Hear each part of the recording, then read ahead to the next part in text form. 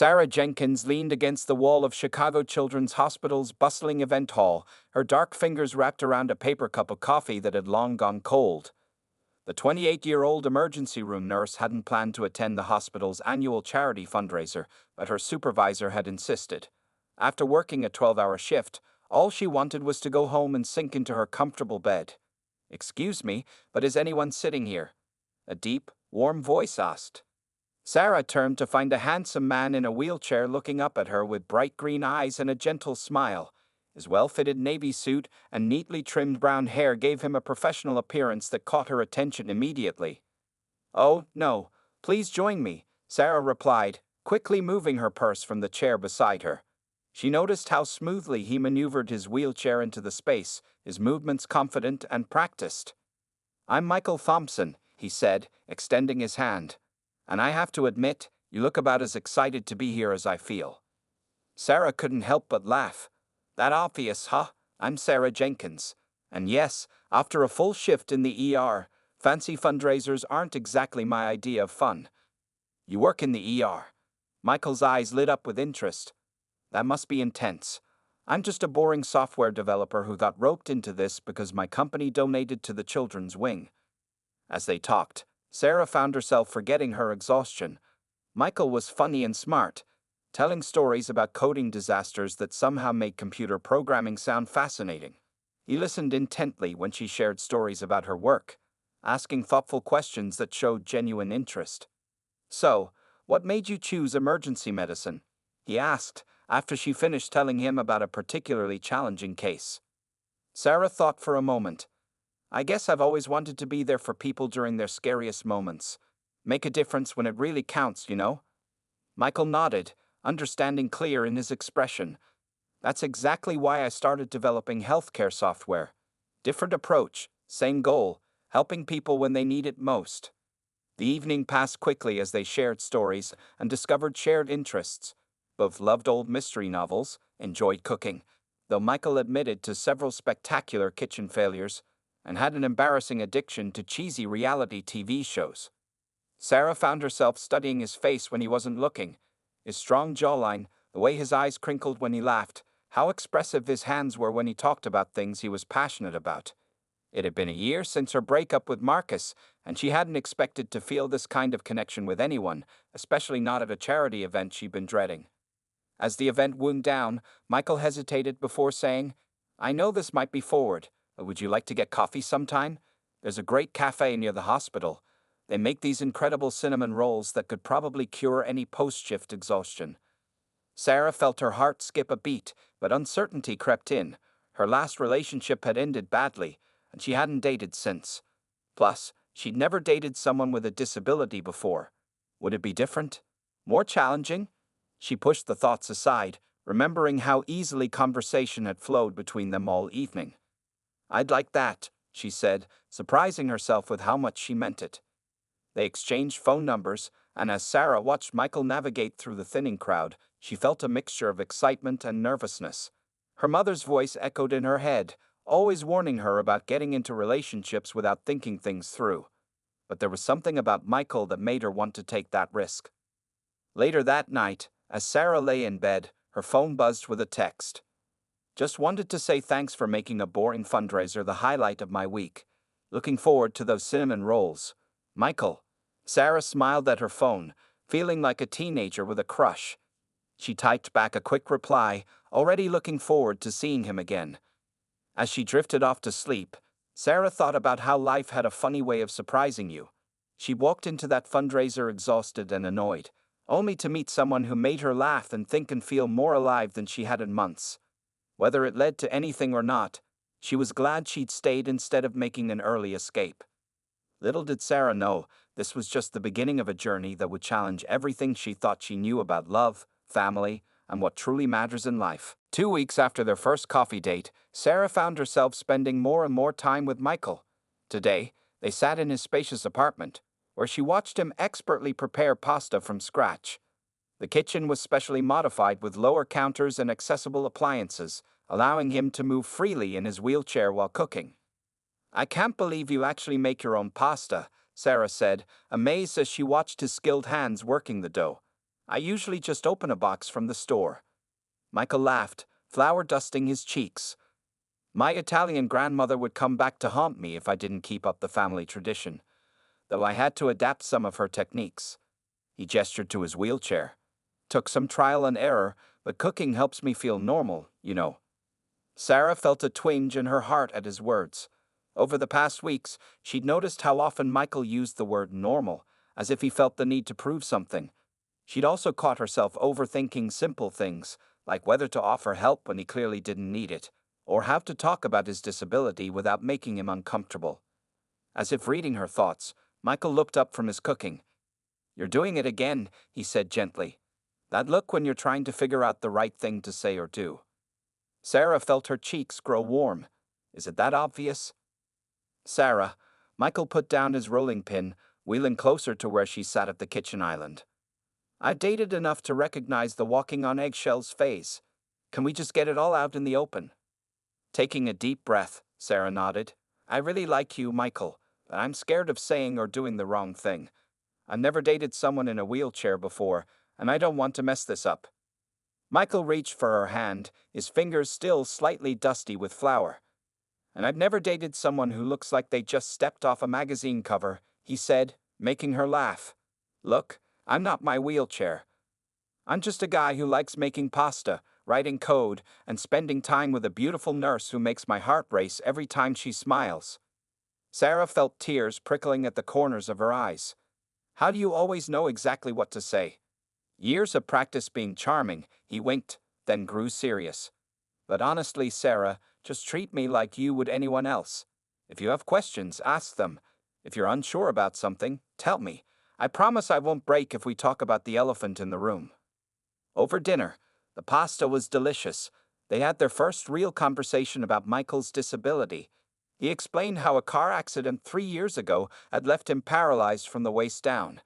He talked about the challenges, but also about how it had changed his perspective on life. "The hardest part isn't the physical stuff," he admitted, twirling pasta on his fork. "It's dealing with people's assumptions. They either see me as someone to pity or some kind of inspirational story. Very few people just see me as Michael." Sarah reached across the table, squeezing his hand. "Well, I see a slightly messy cook who makes amazing pasta and tells terrible dad jokes." "Hey, my jokes are awesome," Michael protested, but his eyes shone with appreciation for her words. As the evening went on, Sarah felt the awkwardness that had been hovering around them start to dissolve. They moved to Michael's living room, where he showed her his extensive collection of mystery novels. When she spotted one of her favorites, they spent an hour debating theories about the ending. Later, as they sat close on the couch, Michael hesitated before leaning in to kiss her. Their first kiss was soft and sweet, tasting faintly of garlic and red wine. When they pulled apart, both were smiling. "I should probably head home," Sarah said reluctantly, noting the late hour. "Early shift tomorrow." At the door, Michael caught her hand. "Thank you," he said simply. "For what?" "For being willing to have the hard conversations, for seeing me, not just my chair." Sarah leaned down to kiss him again. "Thank you for letting me see you." Driving home that night, Sarah realized something had shifted. The uncertainty and awkwardness that had been holding her back were replaced by a deeper understanding and connection. She wasn't just falling for Michael despite his disability. She was falling for all of him, wheelchair and all, because it was part of what made him the remarkable person he was. Sarah's hands trembled slightly as she parked her car outside her family's large brick house in the suburbs of Chicago. It was Sunday, and she had finally decided to bring Michael to meet her family during their traditional weekly dinner. After 3 months of dating, she couldn't put it off any longer, especially since she'd already met his welcoming family last week. "You okay?" Michael asked from the passenger seat, noticing her nervousness. He had dressed carefully for the occasion in a crisp button-down shirt and dress pants. My family can be a bit much," Sarah said, watching her younger cousins playing in the front yard pause to stare at them. "Especially Big Mama. She's very traditional." As Sarah helped Michael get his wheelchair from the car trunk, the front door opened. Her mother, Linda Jenkins, stood there in her Sunday best, her expression a mixture of curiosity and concern. Behind her, Sarah could see several family members trying to peek through the windows. "Here we go," Sarah muttered. leading Michael up the wheelchair ramp her father had installed years ago for her elderly uncle. "Baby girl," Linda called out, hugging Sarah tightly before turning to Michael with a practiced smile. "And you must be Michael. We've heard so much about you." Michael turned on his charm, presenting Linda with a bouquet of flowers he'd insisted on bringing. "Mrs. Jenkins, thank you for having me. Sarah tells me you make the best sweet potato pie in Chicago." Before Linda could respond, Sarah's grandmother, Big Mama, appeared in the doorway. The elderly woman's eyes narrowed as she took in Michael, her gaze lingering on his wheelchair. "Sarah Elizabeth Jenkins," Big Mama said slowly, "you didn't tell us your young man was a software developer?" Michael smoothly interrupted, wheeling forward to offer his hand. "I know, not as impressive as being a nurse, but I do my best, ma'am." A tense moment passed before Big Mama's face softened slightly, though concern still lingered in her eyes. "Come on in, child. Dinner's getting cold." Inside, Sarah's large extended family had gathered: aunts, uncles, cousins, and her younger brother Marcus. The living room fell quiet as they entered, the kind of uncomfortable silence Sarah had been dreading. Her 12-year-old cousin Tommy broke the ice by rolling up to Michael in an office chair. "Is your wheelchair electric? Can it do tricks?" "Tommy." Several adults scolded at once, but Michael laughed. "This one's manual, but I did once trick it out with LED lights for a Halloween party. Want to see some pictures?" Soon, Tommy and the other kids were gathered around Michael's phone, exclaiming over photos of his glowing wheelchair. Some of the tension in the room eased, but Sarah could still hear whispered conversations from the kitchen where her aunts were gathering. How's she going to handle it? What about children? Must be so hard. During dinner, Michael handled the barrage of questions with grace. He explained his job, talked about his family's business, and shared stories about how he and Sarah met. But Big Mama remained unusually quiet, watching everything with thoughtful eyes. The real moment of tension came during dessert. "Sarah," Big Mama finally spoke up, her voice carrying across the table, "can I speak with you in the kitchen?" In the kitchen, Big Mama didn't waste time. "Child, are you sure about this? Taking care of a disabled man. That's a big responsibility. You're young, beautiful. You could have anyone." Sarah felt anger rise in her chest. "Big Mama, Michael doesn't need taking care of. He's independent, successful, and he makes me happier than I've ever been. Why can't you see that?" "I just don't want life to be harder for you than it needs to be," Big Mama said softly. "Being a black woman in this world is already challenging enough." "Love isn't about choosing the easiest path," Sarah replied, her voice firm. "It's about choosing the person who makes the journey worthwhile." When they returned to the dining room, Sarah found Michael deep in conversation with her father about basketball statistics. He looked up and smiled at her, that warm smile that had first captured her heart at the fundraiser. As the evening wound down, Sarah noticed something surprising. Big Mama had pulled Michael aside and was showing him old family photos, including some of Sarah as a baby. It wasn't acceptance yet, but it was a start. In the car ride home, Michael squeezed Sarah's hand. "Your family loves you very much," he said simply. "They'll love you too," Sarah replied. "They just need time." "Good thing I'm not going anywhere then," Michael smiled, and Sarah felt her heart swell with certainty that she'd made the right choice, no matter what anyone else thought. The crisp autumn air filled Sarah's lungs as she pushed Michael's wheelchair through Lincoln Park. It was their favorite Saturday morning ritual, getting coffee from their local cafe and taking a long stroll through the park. Today marked their 6-month anniversary, though Michael had been mysteriously quiet about any plans to celebrate. "You're being weird today," Sarah commented, noticing how Michael kept checking his phone. "Is everything okay?" "Perfect," he answered too quickly. "Just checking work emails." Sarah knew he was lying. Michael never checked work emails on weekends, but she played along. As they reached the park's central fountain, Michael suddenly asked her to stop. "Actually, can you sit on that bench for a minute? I need to tell you something." Sarah's heart skipped a beat. In her experience, "we need to talk" rarely led to anything good. She settled onto the wooden bench, watching as Michael positioned his wheelchair to face her. "Sarah Jenkins," he started, his voice slightly shaky. "These past 6 months have been the most amazing time of my life. You walked into that fundraiser and turned my whole world upside down." Before Sarah could respond, Music started playing from somewhere nearby. She recognized the song, At Last, by Etta James, the same song that had been playing during their first dance together at his sister's wedding 2 months ago. From behind nearby trees, people began emerging. First, she spotted her parents, then Big Mama, who was actually smiling.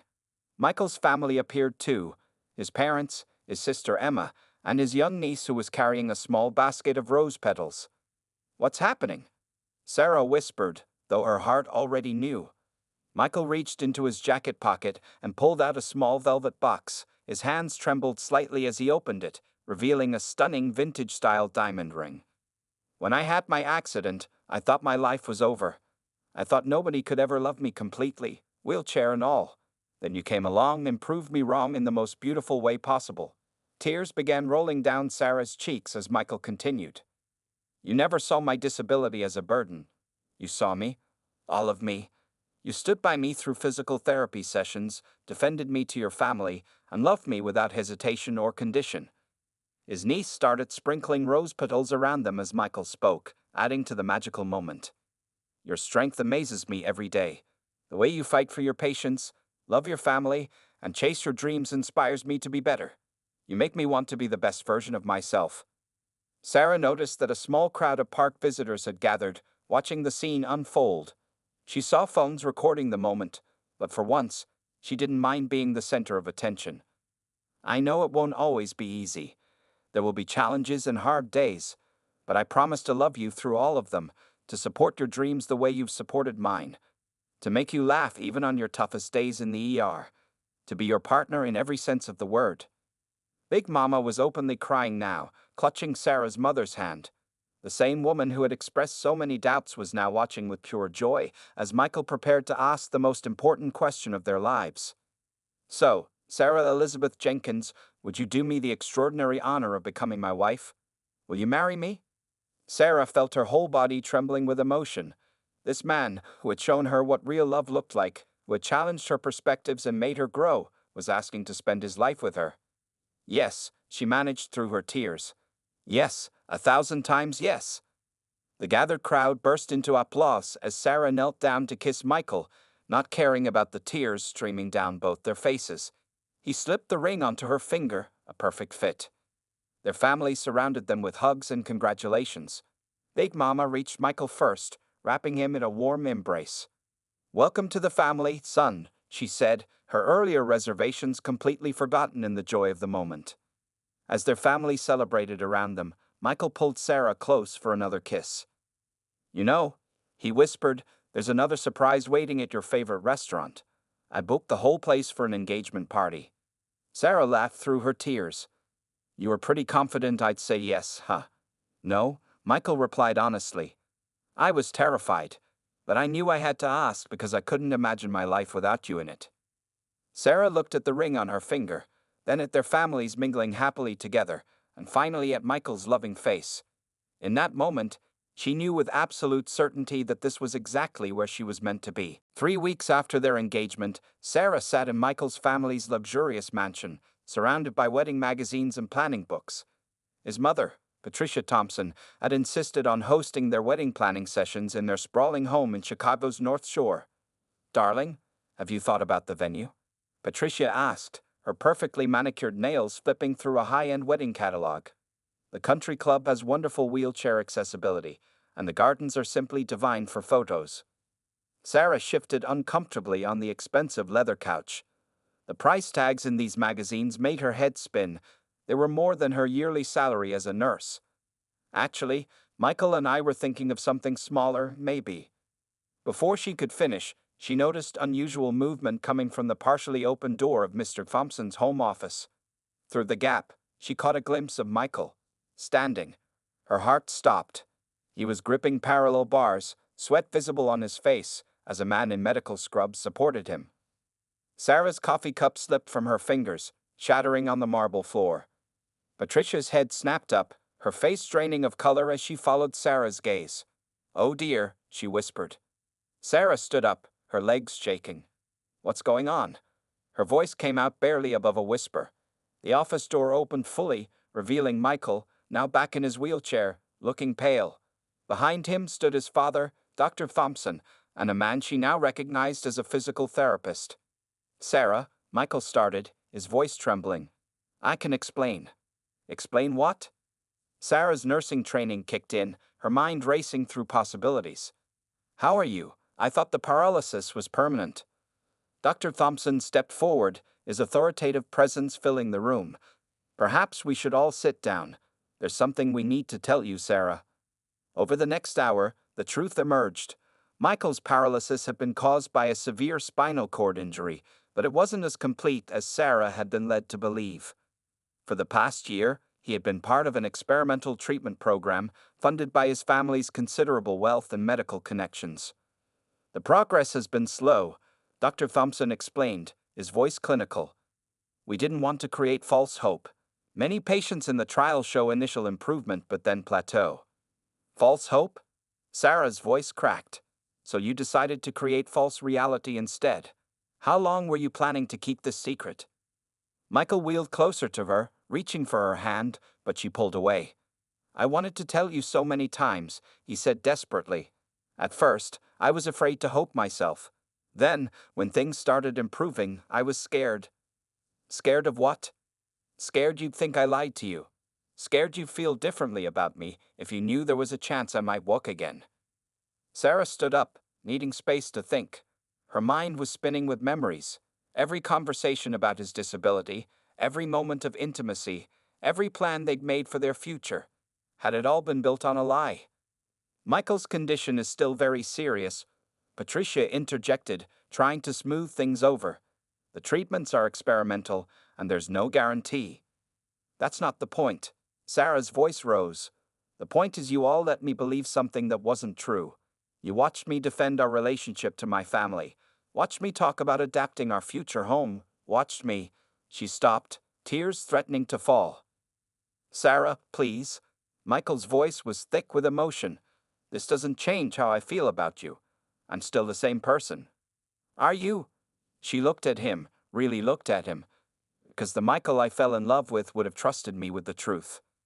The room fell silent except for the ticking of an antique clock on the wall. Finally, Sarah picked up her purse. I need time to think, she said quietly. It's too much. Sarah, wait. Michael started to follow her, but his father placed a restraining hand on his shoulder. At the mansion's grand entrance, Sarah turned back one last time. You know what hurts the most? I would have been by your side through all of it. The treatments, the hopes, the disappointments. I would have been your partner in everything. But you never gave me the chance.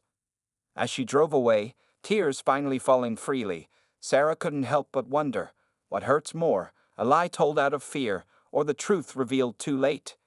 The engagement ring felt heavy on her finger, and for the first time since he proposed, she wasn't sure about their future together. For 5 days after discovering Michael's secret, Sarah threw herself into work at the emergency room, picking up extra shifts and avoiding both her phone and her family's concerned calls. On the 6th day, she found herself sitting in Big Mama's kitchen, the familiar smell of sweet potato pie filling the air. You haven't touched your tea, child, Big Mama observed, watching Sarah stare into her cup. And you hadn't said more than 2 words since you got here. You lied to me, Big Mama. Sarah finally spoke, her voice hoarse from crying. All this time, he was getting treatment, learning to walk again, and he didn't tell me. Big Mama settled into her chair, her wise eyes studying her granddaughter. Remember when you were little, and you found out you've had sickle cell trait, how scared you were to tell anyone? That's different, Sarah protested. Is it? Big Mama asked softly. Fear is fear, baby girl. Sometimes it makes people do foolish things to protect themselves. Before Sarah could respond, her doorbell rang. Big Mama went to answer it, and Sarah heard familiar wheels on the hardwood floor. Her heart jumped as Michael appeared in the kitchen doorway, looking exhausted and unshaven. I called him, Big Mama announced. You two need to talk, and my kitchen's as good a place as any. I'll be in the garden. As Big Mama left, silence filled the kitchen. Michael wheeled closer to the table, but kept some distance between them. I haven't slept properly since you left, he said quietly. I keep thinking about what you said, about being partners in everything. You were right. I should have trusted you. Sarah gripped her teacup tighter. Why didn't you? Michael ran his hands through his disheveled hair. When I first met you, the treatments weren't showing much progress. I learned to live with the wheelchair, learned to be okay with it. Then you came along, and for the first time, someone loved me exactly as I was.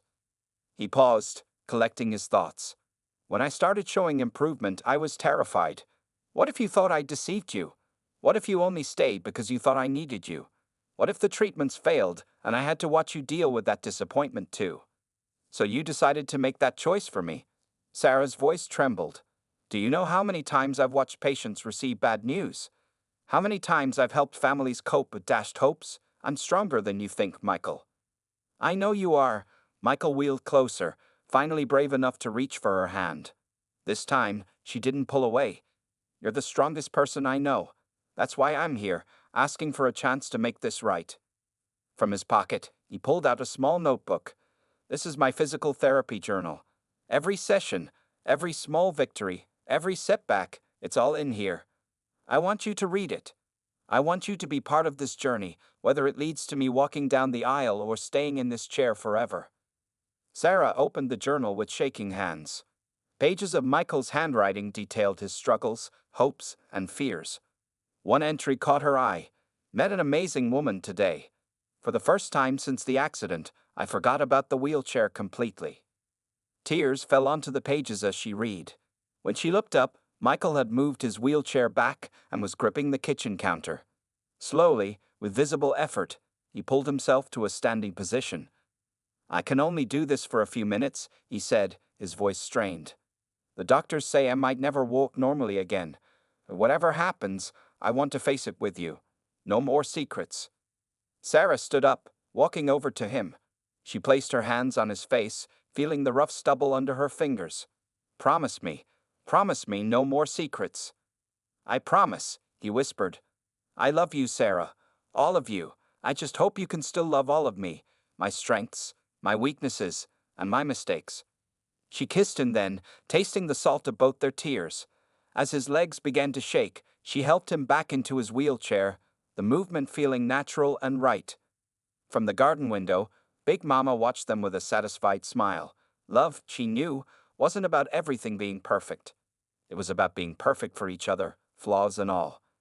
2 weeks until the wedding, Sarah said softly, sitting in Michael's lap. Think we can handle it? Michael smiled, holding her close.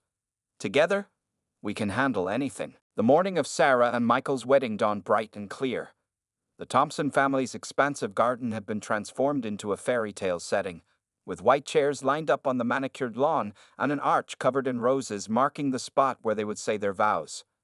In the bridal suite, Sarah stood before a full-length mirror as her mother adjusted her veil. The ivory dress hugged her curves perfectly, its simple elegance exactly what she had wanted. Big Mama sat in the corner, dabbing at her eyes with a handkerchief.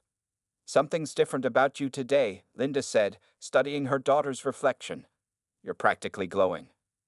Sarah smiled, her hand instinctively touching the small envelope hidden in her bouquet. It contained the latest results from Michael's medical team, results she hadn't opened yet, honoring their promise to face everything together.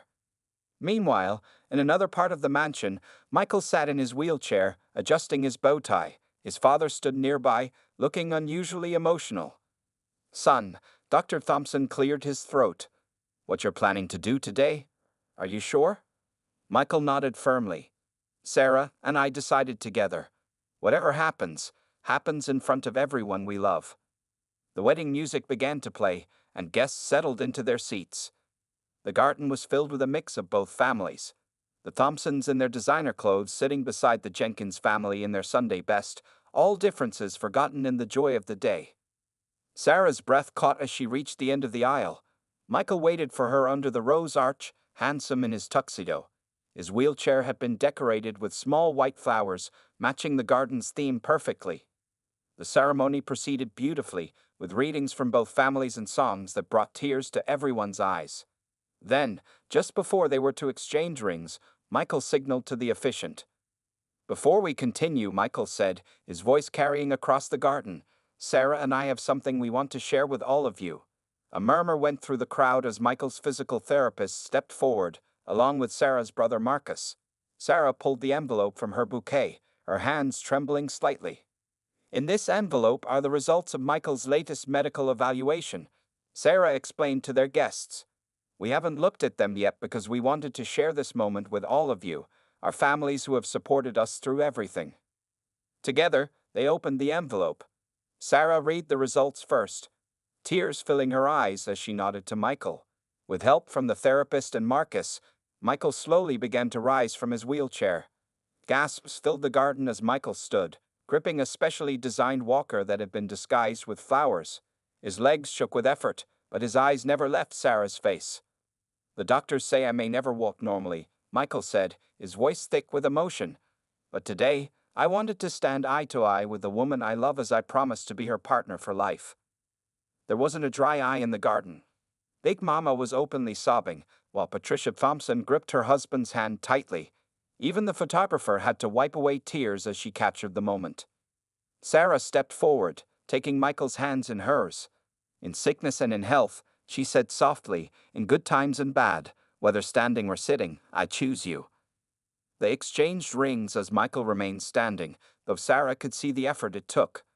When the officiant pronounced them husband and wife, their kiss was met with thunderous applause. As Michael sank back into his wheelchair, exhausted but triumphant, Sarah knelt beside him. I'm so proud of you, she whispered. Did you see Big Mama's face? Michael grinned. I think we finally won her over completely. The reception that followed was a joyous celebration. Both families danced together, shared stories, and came together as one. When it was time for the first dance, Sarah sat in Michael's lap as he wheeled them around the dance floor to at last, their song. Later that evening, as the party continued around them, Sarah and Michael found a quiet moment in the garden. Any regrets? Michael asked, pulling his new wife closer. Sarah shook her head. Just one, that I ever doubted us, even for a moment. Well, Mrs. Thompson, Michael smiled, we have a lifetime ahead of us to make up for that. Above them, stars began to appear in the darkening sky, witnesses to a love that had overcome every obstacle placed in its path. The journey wasn't over. There would be more challenges, more victories, and more moments of truth, but they would face them all together, standing or sitting, in perfect unity. 1 year after their wedding, Sarah and Michael sat in their newly renovated home, surrounded by both families as they celebrated their first anniversary. Their house had been thoughtfully designed to be both beautiful and accessible, with wide doorways, smooth transitions between rooms, and a state-of-the-art therapy room where Michael continued his exercises. Remember when you two first told us you were dating? Linda asked, passing a plate of Big Mama's famous sweet potato pie around the table. I was so worried about everything being too difficult. Big Mama chuckled from her favorite armchair. And now look at them, my grandbaby's got herself a doctor's office right here at home. Sarah squeezed Michael's hand under the table. Their life together had found its own rhythm over the past year. Michael continued his physical therapy 3 times a week, making slow but steady progress. He could now stand for longer periods and even take a few steps with support, though he still primarily used his wheelchair. Actually, Sarah said, glancing at Michael with a smile, we have some news to share. The room fell quiet as all eyes turned to them. Patricia Thompson leaned forward in her chair, her eyes widening with hope. We're expecting, Michael announced, his face beaming with pride. Sarah's 3 months pregnant. The room erupted in joy. Big Mama burst into tears, pulling both Sarah and Michael into a tight hug. Dr. Thompson clapped his son on the back while Linda and Patricia immediately began discussing nursery themes. But that's not all. Sarah continued once the excitement died down. She nodded to Michael, who slowly stood up using his walking frame, stronger and more stable than he'd been at their wedding. The doctors say I've made enough progress to try using crutches part-time, he explained, demonstrating a few careful steps. By the time the baby comes, I might be able to help with middle-of-the-night feedings without the wheelchair. Sarah watched her family's faces, seeing nothing but love and support where once there had been doubt and concern. The past year had changed all of them, teaching them that love didn't need to look a certain way to be perfect. Later that evening, after their families had gone home, Sarah and Michael sat on their back porch swing, watching the sunset. Michael had transferred from his wheelchair to the swing, and Sarah curled up beside him, his hand resting protectively over her still flat stomach. Penny for your thoughts? He asked, noticing her thoughtful expression. I was just thinking about how far we've come, Sarah replied. Remember when I found out about your treatments? I was so angry and scared. Michael nodded, pulling her closer. And now you're my personal nurse, keeping track of all my exercises and appointments. Well, someone has to make sure you're strong enough to chase after our little one, Sarah teased. Speaking of which, your father said he's looking into pediatric-friendly mobility devices for when the baby comes. Dad's excited to be a grandfather, Michael smiled. Though I think Big Mama's going to give him some serious competition for favorite grandparent. They sat in comfortable silence for a while, enjoying the peace of the moment. Their life wasn't perfect. Michael still had bad days when his legs wouldn't cooperate, and Sarah sometimes worried about balancing her nursing career with impending motherhood. But they faced every challenge together, stronger for the obstacles they'd overcome. You know what this means? Michael said suddenly, his voice playful. Our child is going to have the most amazing How I Met Your Mother story ever. Sarah laughed. What? The part where their dad pretended to be permanently wheelchair-bound, or the part where their mom ran away when she found out the truth? The part where love won, Michael replied softly. The part where two people learned that sometimes the biggest surprises in life turn out to be the best ones. As the stars began to appear in the darkening sky, Sarah thought about their journey, from that first meeting at the hospital fundraiser to where they were now. Their story hadn't followed the path either of them had expected, but it had led them exactly where they were meant to be. I love you, she whispered, placing Michael's hand over her heart. All of you, every step of the way. I love you too, he replied, kissing her forehead. And I can't wait for our next chapter. Together they watched the night settle over their home, their hearts full with the promise of tomorrow. Their love story wasn't just about overcoming disabilities or breaking down barriers. It was about two people who chose each other, day after day, through every surprise life threw their way, and in the end, that was the biggest surprise of all. That love, in its purest form, doesn't need to be perfect to be perfectly right.